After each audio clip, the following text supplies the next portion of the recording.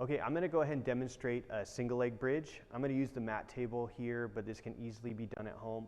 I do find that having a firmer surface you're pushing off of, like a floor, is a little easier than having a really thick padded carpet, or even this has a little bit of padding.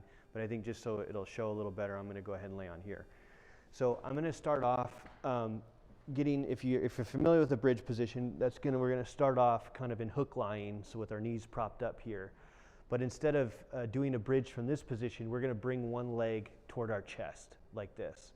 And we're gonna do the bridge on the other leg. And so I'm gonna actually bring my right leg toward my chest.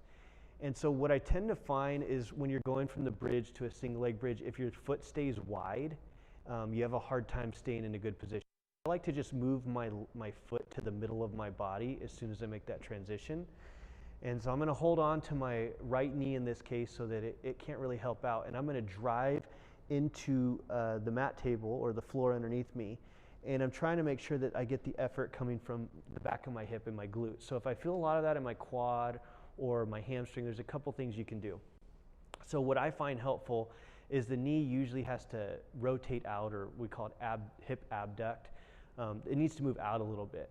And so I'll spend some time with people in the clinic getting them to push against my hand or something, but you could almost, set up next to a wall and push into the wall before you drive up into your bridge, and that might be helpful.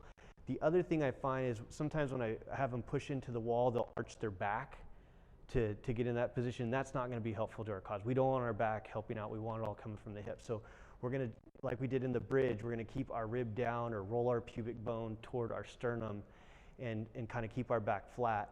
We'll move that foot to the middle, and then sometimes I put my hand right here on people's hips, and I'll just say, I want you to move your knee out from right here, and that seems to help them. So you could even try that on your own, putting your hand here on your hip and driving and seeing if you feel more of that come from your glute.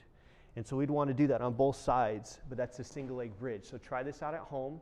Make sure you share it with a friend who needs it, and make sure you subscribe to our channel here so that you can stay up to date with all the things we're doing here at the Movement Clinic.